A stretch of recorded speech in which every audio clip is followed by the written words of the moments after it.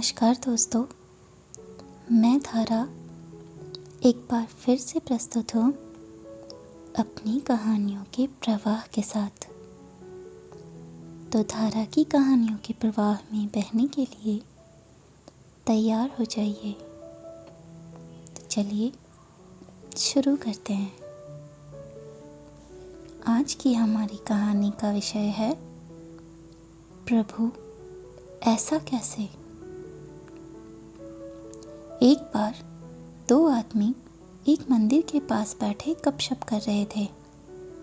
वहाँ अंधेरा छा रहा था और बादल मंडरा रहे थे। थोड़ी देर में वहाँ एक आदमी आया और वो भी उन दोनों के साथ बैठकर गपशप करने लगा। कुछ देर बाद वो आदमी बोला, उसे बहुत भूख लग रही है। उन दोनों को भी भूख लगने लगी थी। पहला आदमी बोला, मेरे पास 3 रोटी है। दूसरा बोला, मेरे पास 5 रोटी हैं। हम तीनों मिल बांट कर खा लेते हैं। उसके बाद सवाल आया कि 8 मतलब कि 3 जमा 5 रोटी 3 आदमियों में कैसे बांटी जाए। पहले आदमी ने राय दी कि ऐसा करते हैं कि हर रोटी के 3 टुकड़े करते हैं, अर्थात 8 रोटी के 24 टुकड़े। 8 गुना 3 बराबर 24 हो जाएंगे और हम तीनों में 8-8 टुकड़े बराबर बराबर बढ़ जाएंगे। तीनों को उसकी राय अच्छी लगी और 8 रोटी के 24 टुकड़े करके प्रत्येक ने 8-8 रोटी के टुकड़े खाकर भूख शांत की और फिर बारिश के कारण मंदिर के प्रांगण में ही सो गए। सुबह उठने पर तीसरे आदमी ने उनके उपकार के लिए दोनों को धन्यवाद दिया और प्रेम से 8 रोटी के टुकड़ों के बदले दोनों को उपहार स्वरूप 8 सोने की गिन्नी देकर अपने घर की ओर चला गया।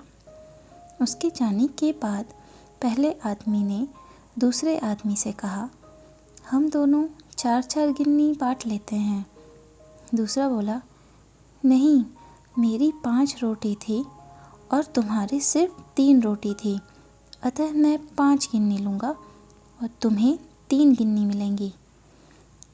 इस पर दोनों में बहस और झगड़ा होने लगा। इसके बाद वे दोनों सलाह और न्याय के लिए मंदिर के पुजारी के पास गए और उसे समस्या बताई तथा न्यायपूर्ण समाधान करने के लिए प्रार्थना की। पुजारी भी असमंजस में पड़ गया। उसने कहा, तुम लोग ये 8 गिन्नियाँ मेरे पास छोड़ जाओ और मुझे सोचने का समय दो। मैं कल सवेरे जवाब दे पाऊँगा। पुजारी को दिल में वैसे तो दूसरे आदमी की 3 और 5 की बात ठीक लग रही थी, पर फिर भी वह गहराई से सोचते सोचते गहरी नींद में सो गया। कुछ देर बाद उसने सपने में भगवान को देखा तो पुजारी ने सब बातें भगवान जी को बता दी और न्यायिक मार्गदर्शन के लिए प्रार्थना की और बताया कि मेरे ख्याल से 3 और 5 वाला बंटवारा ही उचित रहेगा। भगवान मुस्कुराकर बोले, नहीं, पहले आदमी को 1 गिन्नी मिलनी चाहिए और दूसरे आदमी को 7 मिलनी चाहिए। भगवान की बात सुनकर पुजारी अचंभित हो गया और अचरज से पूछा, प्रभु ऐसा कैसे। भगवान फिर एक बार मुस्कुराकर बोले, इसमें कोई शंका नहीं कि पहले आदमी ने अपनी 3 रोटी के 9 टुकड़े किए, परंतु उन 9 में से उसने सिर्फ 1 बांटा और 8 टुकड़े स्वयं खाए, अर्थात उसका त्याग सिर्फ 1 रोटी के टुकड़े का था, इसलिए वो सिर्फ 1 गिन्नी का ही हकदार है।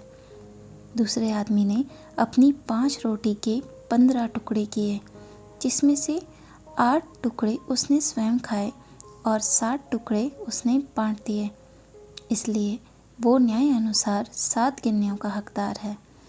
यही मेरा गणित है और यही मेरा न्याय है। ईश्वर की न्याय का सटीक विश्लेषण सुनकर पुजारी उनके चरणों में नतमस्तक हो गया। इस कहानी का सार ये है कि हमारा वस्तु स्थिति को देखने का, समझने का दृष्टिकोण और ईश्वर का दृष्टिकोण एकदम भिन्न है। हम अपने त्याग का गुणगान करते हैं, परंतु ईश्वर हमारे त्याग की तुलना हमारे सामर्थ्य एवं भोग तौर कर यथोचित निर्णय करते हैं। यह महत्वपूर्ण नहीं कि हम कितने धन संपन्न हैं, महत्वपूर्ण यह है कि हमारे सेवा भाव कार्य में त्याग कितना है। तो दोस्तों, कैसी लगी ये कहानी? मुझे आशा है कि आपको ये कहानी बहुत पसंद आई होगी। तो मिलते हैं कल फिर एक नई कहानी के साथ। तब तक के लिए good night, have a sweet dreams.